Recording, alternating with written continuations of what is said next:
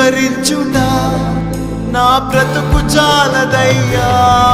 నీ ప్రేమ వర్ణించుట నా వల్ల కాదయ్యా.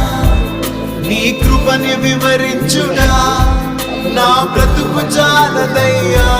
తండ్రి దేవా